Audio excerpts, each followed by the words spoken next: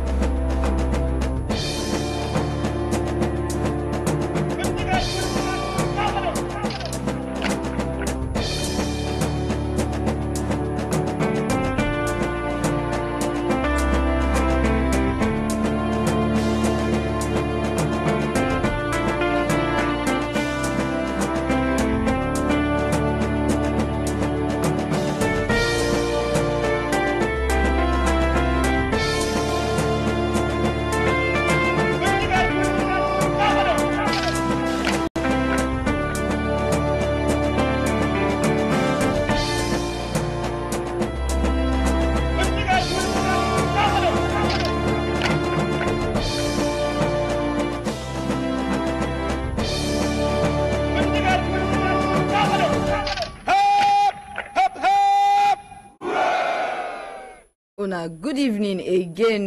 Na Feti Mama voice una dey hear for studio this evening.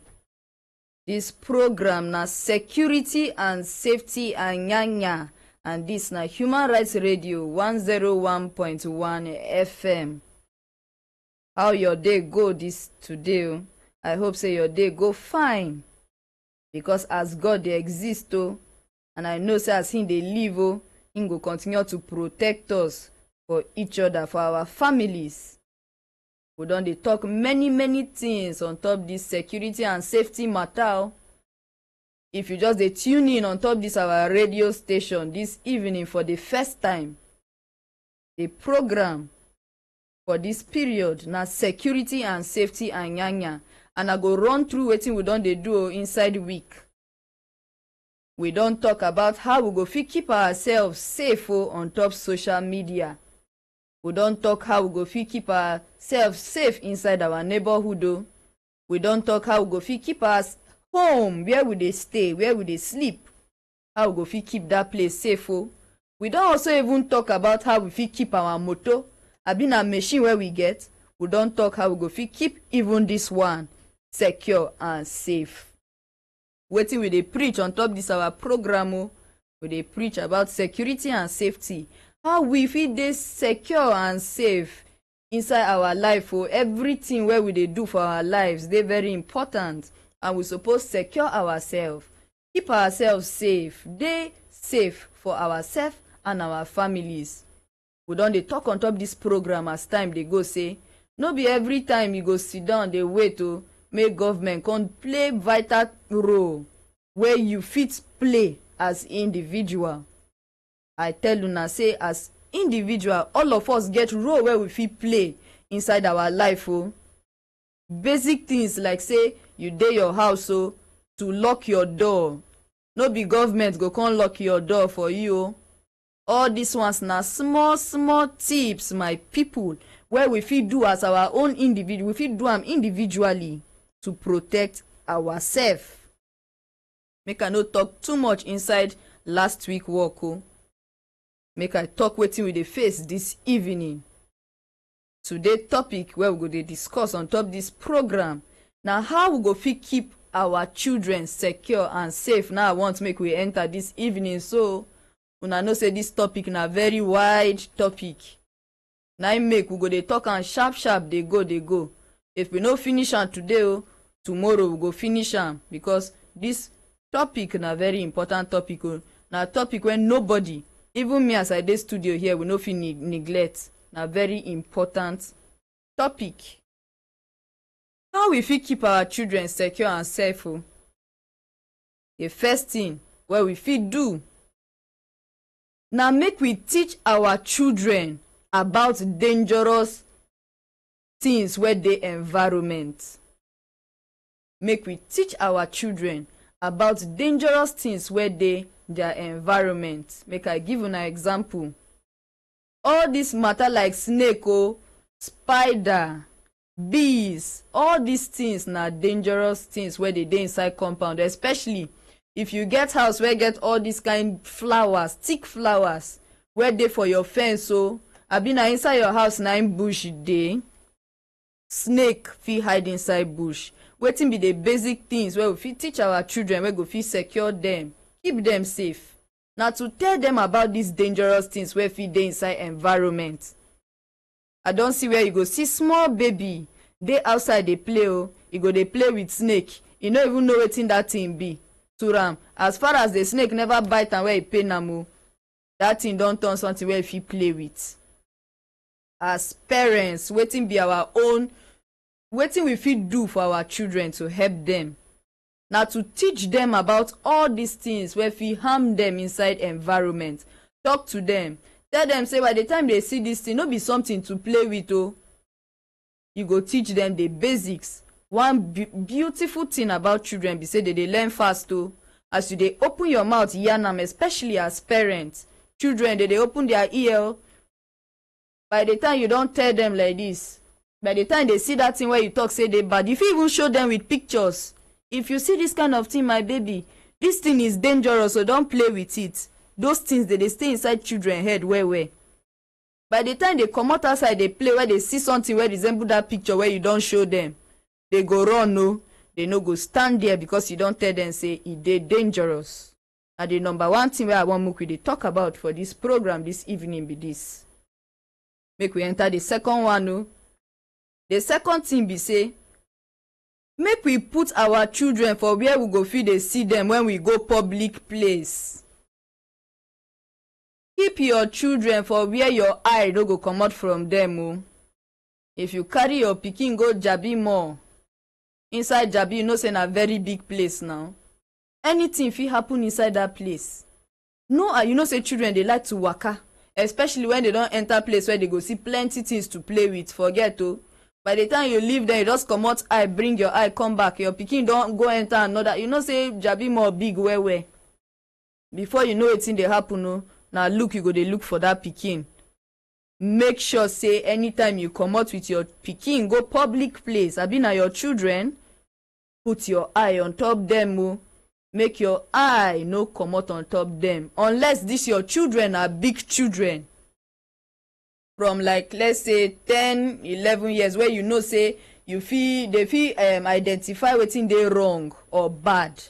But anything where they less than that age in fact from 1 to 10, I dey even fear that age, because na that period children behavior dey at its peak.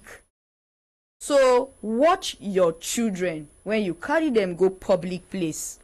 I hope so as you dey hear the sound of my voice you don hold paper and biro. This thing no be something I suppose dey always talk as I just anytime where you hear say Feti mama dey enter studio, I know say my people already know wetin they suppose dey do. If you no get paper and biro, na to open your ear very wide so that you go dey grab wetin I dey talk. As I dey talk am so dey go. Wetin be the third thing families wey get babies when na from 1, 2, 3 years, where they use babysitter, they need children people wey go fit help them dey look after their babies. Make sure say you choose your babysitter carefully, my people. I don see babysitter wey go carry pikin because pikin dey cry, e carry chair dey hit the pikin on top head dey chook am hand inside eye say keep quiet, keep quiet. That kind one na demon Dey very sure of the babysitter where you dey leave your baby with, your pikin. These people in fact if you check on top social media, go check YouTube, you go see wetin babysitters dey do children. That thing in fact because of the way people don dey see this thing, they dey even fear to employ babysitter come their house. That is why every time I come on top this my program, I go dey advise say treat people the way you want make they treat you o. Because by the time you get person wey dey help you inside house and you leave that person with your pikin and you dey do am bad, wetin you expect? E go don dey talk for im mind say, see this woman, na now I go show her. That person wey you bring inside your house now go come dey do your children wickedness o. Especially if na baby, all the small children wey no sabi talk yet. My people, e dey very dangerous o. Your pikin go dey pass through hair, but e no fit open mouth tell you say na wetin dey happen be this o, because e still be pikin. Make we dey very careful when we dey choose babysitter. Very important o. I hope say this thing wey I dey yarn so, e dey people dey follow me dey write am o. Abi if na here you dey hear, I hope say the thing dey sit down inside your head. The fourth thing wey I want make we dey talk about this evening na say make we explain to our children how to dial 911 number or all these emergency numbers for our country. Teach your children in case you no dey house and something dey sup o, you try my number e no go, call this emergency number. Teach them how to know how to dey responsible. I don watch inside oyibo film, you go see small pikin 2 years 3 years carry phone dial emergency, call police number, put am on top their ear say my mommy is not feeling fine, my mommy is sick. Only that talk wey that pikin don talk so, police don already pick the signal from where that call come from o. Na so they don drive come help the parents of that pikin. I don see am plenty times o. We fit do am inside our own country. So teach your children all the emergency numbers wey dem suppose sabi, so that in case they dey inside problem, any wahala at all, sharp sharp they know who to call o and how to call. The fifth thing wey I wan talk on top this program this evening, make we talk to our children. Make we make them understand say they fit talk to us about anything. Parents, this one na for you if you dey hear the sound of my voice. I don see children wey dey fear their father and their mother well well o. Something do them outside, they no fit tell their father, they no fit tell their mother. Parents, make we no dey make atmosphere dey too scary for our children. If you no be your pikin friend, who wan come be your pikin friend again? By the time you open up to your pikin, play with your pikin, dey comfortable with your pikin go dey okay to tell you anything o. Even if you don dey inside problem for outside, him go know say the safe place to run to na him family. But by the time you make them dey fear you, if I tell daddy this one he will beat me, abi if I tell mommy this one she will kill me o. By the time you don make your children dey fear you like that, my people, they no go dey tell you anything o. Parents, if you dey hear the sound of my voice, learn the act. Even if you don make your pikin, your children dey fear you from now, you fit change am o. Life na jeje. Make we no dey take life too seriously. Some parents dey beat their children. They don instill fear inside their children. Their children no fit dey comfortable with them again o. You see as this one na problem ba? E no good. Make we loosen up so that anything wey do our children, they go fit open their mouth, confide in us as parents. Number 6 o, wetin I wan talk. Those of your children, if you get children where they go school, after school, I know say children like to play well. They go play football. In fact, anybody will say, come, let's go home now, follow me to my house, let's go and play game. You go see your pikin go just stand there, they go. Instruct. This one no be to even tell them. Instruct your pikin, say make your pikin stay for one particular place, they wait for you. Make them stay for one particular place, wait for you. I don't see where pikin they go. Parents go come look for their pikin from the time where school close reach midnight. They know they see pikin. Why? Because you never teach your pikin say after school close now here you supposed to sit down and wait o. So those children no even know. They go just stand there, go meet their friend or they play game. They no dey even think inside their head say, oh, mommy might be looking for me o. Make we teach our children these things. Now as you dey teach them, so now they go dey learn o. Waiting again. Make we teach our children safety rules on top playground, especially schools where get swimming pool o. places where get swimming pool, abina equipment, all these play equipment where they build for children these days. Make we teach our children, say if they play, make they know how they go they play, make they know they play rough play. You go see pikin go see one big water, you go jump inside, before you know wetin dey happen, na drowning e dey o, you go fit drown. By the time you educate your children on the importance of say make they know how to play, make they know they play rough play, if you see sharp objects, make you no go jump on top because e dey dangerous, you go just teach them the basics, teach them wetin and wetin they suppose need to know, so that they no go come fall prey to something wey go cause them either their lives, because you go see person go fit fall break neck o, e dey dangerous to im life. Playgrounds, make we dey very cautious. Places where get swimming pool, ma, make we dey cautious. If your pikin never sabi swim, make you no jump inside water o. Wetin be the last thing wey I wan talk? Make we teach our children about the right and the wrong wey fit help them secure and keep them safe, especially when they don reach teen. They are, let's say, like 14, 15, 16, in their teens. Make we teach them wetin dey happen inside our country o, all the bad things where they fit, if they know they cautious, they fit fall inside wahala o. As your children they grow, they go, make we begin dey tell them the right steps, wetin and wetin dey wrong. By the time your children don dey reach 15, 16, 14, they don dey feel like say they don become adult o, they wan comot, they wan go club, they wan comot.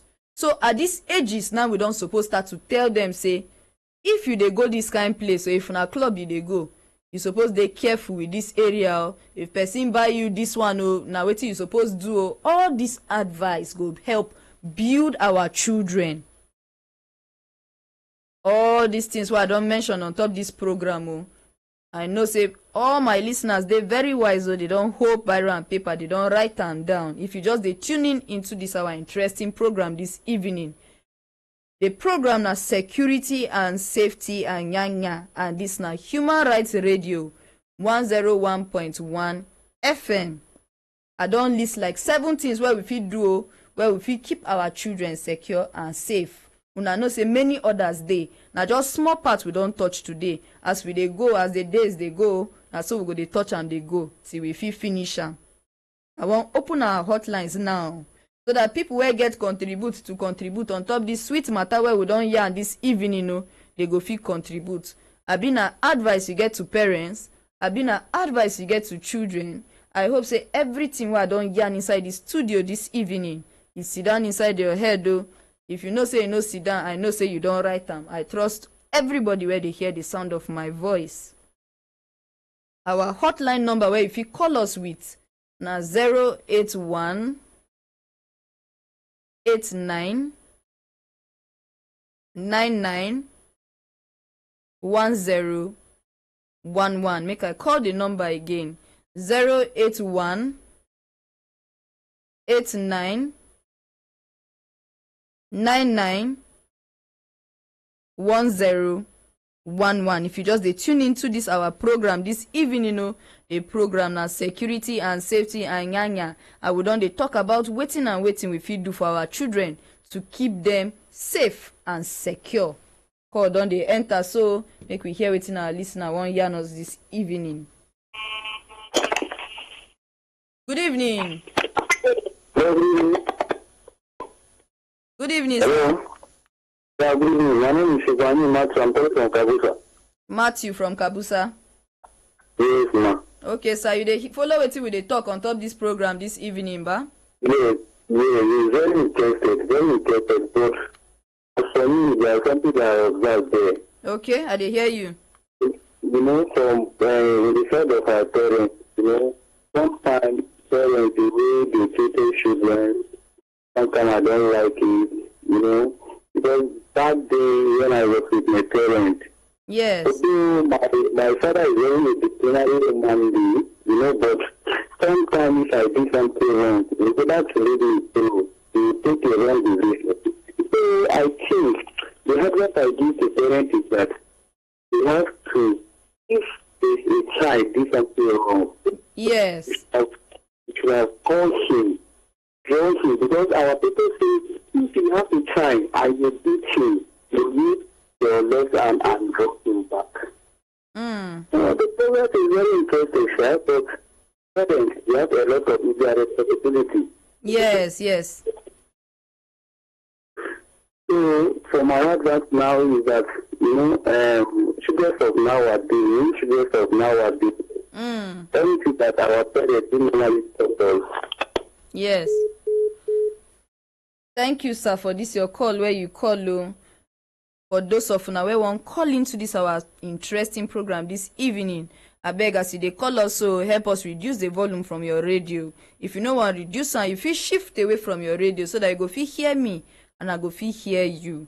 If you just tune into this our program this evening, the program na Security and Safety Anyana, and this na Human Rights Radio 101.1 FM. This our uncle wey just call us now. They talk the big responsibility lie on top parents, and na true. If you get children, you suppose train them, or you suppose teach them waiting fit keep them safe and secure for their environment, whether na for school abi na for house. You suppose teach them waiting fit help them dey secure and safe, so that they no go find themselves inside danger. I don't mention like 7 things here where fit help us achieve the matter. Hello. Hello. Good evening. Good evening. Fine, thank you, sir. Wetin be your name? My name is Umar. Umar, where you dey call us from? I'm calling from United States, Cantabria. Okay. You dey follow this our program, ba? Please, sir. You dey follow us? Hello? You dey follow the program, sir? I'm following you. Wait, you want advise us? You want advise us, abi you want contribute? Hello? Hello, sir, you dey hear me? Sir, no dey hear wetin you dey talk. Abeg, if you call us, if you no dey sleep, abeg help me open your mouth. Just like say you dey hear the sound of my voice. Na so me sef I wan hear you. So as you dey call us, abeg open your mouth so that we go fit hear ourselves. If you want call us advise us, if you want call us contribute, the hotline number to call na 081 89 99 1011. Make I call the number again for those people wey no hear, wey just dey tune in. The number to call na 081 89 99 1011. Hello. Hello, Peter. Good evening. Good evening, sir. Wetin be your name, sir? My name is Umar. I'm calling from Niger State, Cantabria. Umar. Okay, now you have been dey talk to where the thing end, ba? Done. Okay, sir. They hear you. Continue. About Umar, I don't know. It be like say network dey vex for me and you. Network no want make we talk. If you just dey tune in and you want call on top this our program, our hotline number na 081 89 99 1011. Hello. Hello? Hello. Hello? Good evening. You dey hear me? Okay, network don vex, so network wants make only me dey talk inside studio this evening. I don't know wetin I do them, but una fit still dey call. I go continue to dey pick, make we hear whether we go fit hear ourselves. Another call dey enter, make we interact. Hello.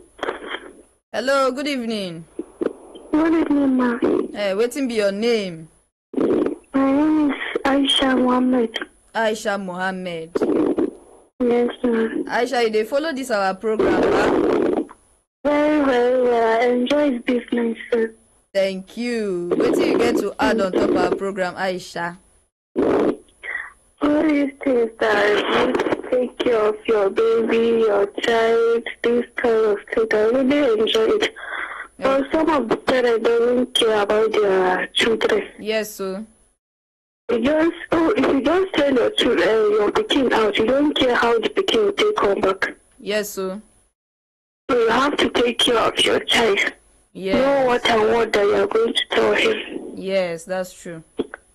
So I enjoy this talk this night. I'm very happy and appreciate. Thank you, my sister. I appreciate your contribution. It will continue by God grace. Amen. No, thank you, my sister. Bye-bye. Bye. No be the only fact say Aisha call me with this her sweet voice now dey sweet me oh. I like the fact say she dey enjoy the program, and I like the fact where she dey talk say some parents, this one na advice oh, make you dey close to your children oh, no dey abandon them. Dey part of their life so that they go feel dey comfortable to tell you anything wey dey happen inside their own life ma. Hello? Hello? Abeg, if you dey hear the sound of my voice, you fit still call back. Network still dey disturb me inside studio. If you just dey tune in, this na Security and Safety and Yanya, and this na Human Rights Radio 101.1 FM. On top this our program this evening, we dey talk about how we go fit keep our children secure and safe. And I don mention like 7 things wey we fit do. If you dey follow this program and you wan call us, our hotline number na 081 89 99 10 11. Make I call the number again. 081 89 99 10 11. Hello. Hello. Good evening, sir. Good evening. Good evening, sir. Good evening. How you dey, sir? I'm doing fine. Wetin be your name? My name is Chimeze. Chimeze. Yes. Chimeze. I'm calling from a portrait. Okay, Chimeze, you get children? Yes, now only want to think. You get one pikin. You like that your pikin well, ba? Well, I like that well. You see, but we dey talk on top this program how we go fit keep our pikin and our children safe and secure. You dey follow, ba? Yes. You want contribute, abi you want add on top our program? Wetin you want do? Like this place when I came, this airport road. Okay. Actually, my own pikin and I just last day they born am. I knew many people now, many women, some parents are very so careless. Yes. So, and many of them, if you talk to them, they will feel like they concern you. And that kind of thing. If now some places where we say children they lost, and they hear many people like women will come today about the way they look for a child today. Yes, last week or the last month we they look for a child. Many of them will they come for verification. Yes. At times I will use that they compare to some people who they say they look for they leave their pikin anyhow, they walk patrol, they walk up and down. If you come where I dey now, because these some children now they will be outside up to this time. I no good though. Just they patrol around. You will call the children outside. Where are your parents? Why are you outside by now? Yes. Where are your parents? So this one now, there is one boy one day. I catch the mother. It's not actually the mother. This woman tied this boy 2 legs. If you see how they tie him, the thing swell up, the legs swell up. I called that chief that time to arrange this one. They came to that woman that time. Yes. So they asked the woman some questions. So when they noticed that even the woman is stupid. Okay. So that time when they come back to carry the pikin, because they give the woman like 2 weeks, they still come back to carry the pikin. Before they will come back, the woman send the boy to the village. Now wow. And it's not her own child. Yes, so, yes. As they said, it's her husband, brother, child. So the one was maltreating the boy. The boy will just be patrolling around. I was the one that take care of the boy that day and send the boy to the woman and caution the woman before I call that tip. Now, wow. Thank you for what you The way some do. people are doing is not good. We have to at least let them. They are hearing all this program. They should learn lessons from things that are happening. Yes, so yes. Yes. Thank you very much, sir. Thank you. I appreciate your contribution, sir. Congrats to this man wey just call us. He say a wife just born last week. Congrats, sir. And I appreciate the fact when they mention say some people the way where they treat children no good though. My people, pikin no suppose be your pikin for you to treat am well oh. Any pikin, treat am well. You no know tomorrow if person treat your own pikin wey you born anyhow, how you go feel? By the time we learn to love people the way God love us, we go dey treat them well. And by the time we learn say we no go want make person do us wetin we no want make dem do our children, we go start to behave well.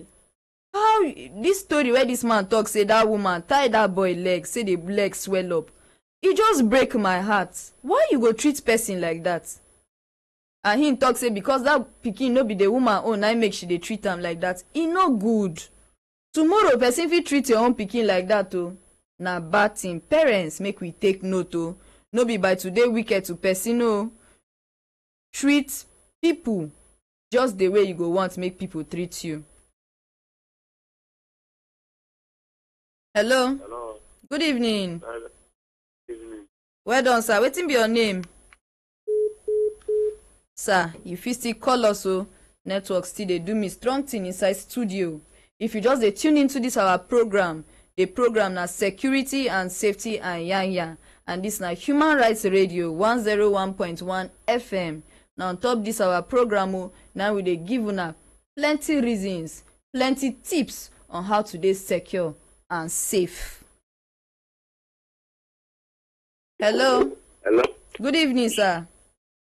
Good evening. How is work now? Fine, thank you, sir. Wetin be your name? Yes, waiting the chicken for liver. I think they try this. I say remember because of people are busy for their life. Sir, I no dey hear anything where you dey talk. If you fit help me open your mouth, I go appreciate. Yes, my mouth dey well now. Nana, I dey hear you clearly now. Carry go. Yes, good evening. Good evening, sir. I dey hear you. Carry go. Yes, my name is Mohammed. I'm calling from Katampe. Mohammed from Katampe. Yes, ma. Okay, Mohammed, you know the program where we dey on, ba? Yes, this program where we dey on is a security matter. Yes, so correct. You dey follow me well. I believe you. Yes. Then waiting the chicken for liver coming. Did one program where ordinary president do. I dey hear you. Yes, we are meaning we say when you go have some people waiting to the name of their grandmother, great grandfather, Okay. grandfather. That one I talk am for your language. Oga sir, if you dey hear the sound of my voice, that particular program where you dey talk of, na talk am for your language oh. But this one where we dey yarn this evening now, na security and safety and yanya. Abeg oh, make we no divert go another matter oh. If you just dey tune in and you wan call in, our hotline number na 081 89 99 1011. Hello? Good evening, sir. Hello? Hello? Good evening, sir. Good evening, ma. Oga, help me reduce the volume for your radio. Okay, ma. My people oh, abeg oh, I don talk this thing tire. My head don dey even shake as I dey talk am now no. If you dey call this our hotline number, abeg help me reduce the volume on top your radio so that you go fit hear me and I go fit hear you. Thank you very much. Hello? Good evening. Hello? Oga oh, as you call so na radio sound I just dey hear. I beg you in the name of God, as you dey call back, help me reduce the volume on top your radio, so that we no go dey hear that sound, that noise. If you dey hear that noise, people no go hear wetin you dey contribute on top this program. Oh, na beg I dey. Hello. Yes. So good evening. Good evening. My name is Suleiman. Suleiman, where you dey call us from? Dakwa. Dakpa.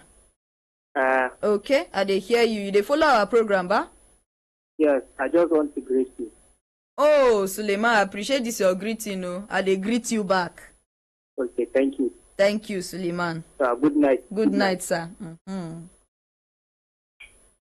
Suleiman just called jejely to greet me. Oh, as I tell you now, say as you dey call to greet me, tell me say my voice fine. Oh, it dey make me smile inside studio. I appreciate all of una where they follow me talk on top this program. Oh, if you just dey tune in, number one, you suppose know say you dey late. Oh, this our program dey start around 10:10 to 10:55. You suppose dey intact. You suppose dey look your time. Oh, so that me and you go dey go. They follow our program. They go. But if you just dey tune in and you don't know wetin you dey hear, so I go explain. Oh, the program na security and safety and nyanya, and this na Human Rights Radio 101.1 FM. On top this our program today, the topic where we don discuss na how we fit keep our children secure and safe. How we fit keep our children secure and safe. Now on top this program where we don mention like 7 things where we fit do, where go fit secure and keep our children safe. We don talk many things, and people don dey call give their contribution. So I appreciate all of una. Person just dey try call. Oh, sir, you fit still call. Oh, abinama, I still dey here. Or you fit still call. If you dey try call us on top our hotline and you know sabi the number, make I call the number so that we go fit talk. Oh, the hotline number na 081 89 99 10 11. Our hotline number be that. Oh, if you want call, talk advice, abi na contribution you want give on top this program, I dey very much eager to hear from all of una. We go dey type the number now to call. I appreciate una for una contribution. Oh, those wey don call tell parents wetin they suppose do. My advice to parents be say this thing wey we don dey yarn this evening, no take am for granted. Na very important thing. If we fit try dey monitor our children, you go see say most of the matter wey dey happen to them, all these incidents wey dey happen for house, abi na for when you carry them comot, all this thing go dey reduced. Because by the time you don teach your children wetin they suppose do, how they suppose protect themselves, you don teach them all this matter, you go see say them they go dey follow. I tell you now, as we start this program, say children dey very attentive. Oh, anything, if you see say your children dey fall under maybe age group of 1 to 5, and you feel say if you sit down talk to am, you no go really understand, you fit use pictures explain. Na im make I been give una example say if you carry picture wey get snake on top, show your pikin say, Junior, if you see this thing outside, don't play with it, run away and go and call somebody that is bigger, call your uncle or your auntie to come and see it and kill it. It's dangerous, a dangerous animal, don't play with it.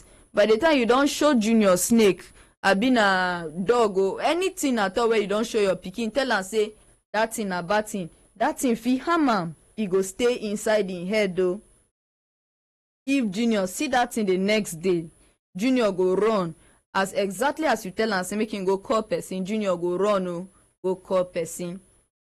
No be stranger go come help you train your children on top this important information. As you dey hear am, so if you dey neglect, some people, some parents, na time they know they get to, then they so busy, they go stand up on a Monday morning go work, the wife man go work, the children they left at home with people where they help for house. So many of them know they really get advice where they need. Children go just they grow, they know they see their father, they know they see their mother, so advice they know they too get to. If you want add something on top of this our program, small time still there. Our hotline number na 081 89 99 10 11. Hello. Good evening. Good evening, sir. How you dey? I dey fine, sir. Wetin be your name? I'm Thomas. I'm calling from Sengo, where I said. Thomas. What? Thomas, I like this your name, oh. Eh? How we go do? Make I change my name from Feti Mama to Thomas, ba? Wait, it. Make I change my name now. I go start to bear Thomas so that you go dey bear Feti Mama. How you see am? Okay, what we will change now? We will change the voice. Make we change voice. Yes. E be like say you like this my voice well, oh. Yes. Correct. Abeg, make we talk the matter wey dey on ground, oh. Wetin you dey call us to talk? Okay, I called to appreciate you people for my program. Okay, I dey hear you. That is very, very, very good. Okay, thank you very much. I appreciate your compliment, sir. Yeah. Okay. Good night, too. If you just dey tune into this our interesting program, the program na security and safety Anyana. It's na Human Rights Radio 101.1 FM. On top this program, we don dey talk many things, so where we fit do, where we go fit keep our children secure and safe from dangerous things wey dey inside community, where dey happen around their environment. Hello. Hello, good evening. Good evening, sir. Wetin be your name? Mohammed Bello Abdullahi Gondo. Mohammed, how you dey? I'm fine. How are you? Fine, thank you, Mohammed. Wetin you get to add on top this program, sir? I just greet. I want to greet you with that. I dey twale for you, sir. I appreciate you. Okay. Yes, sir. Thank you. Thank you, sir. Okay, bye-bye. Bye. Good night. Good night, sir. People, they follow my advice, so those wey no get anything to add on top this program sef, they call, tell me say they like my voice, so I appreciate all of una. On top studio this evening na Feti Mama, and we don discuss one very serious matter. Those of una wey open our ears, I hope say una don grab something, una don learn one or two things for this evening. And if na right, you been the right, oh, I still appreciate you. I pray say una go follow this thing where we don't talk diligently, oh, no take am for granted. For this evening, oh, we don't finish this program. We go come back tomorrow, continue on top the same matter. Make una stay tuned, though. Another program, sweet program, they come up, and this na Heartbeat. Make una no go anywhere.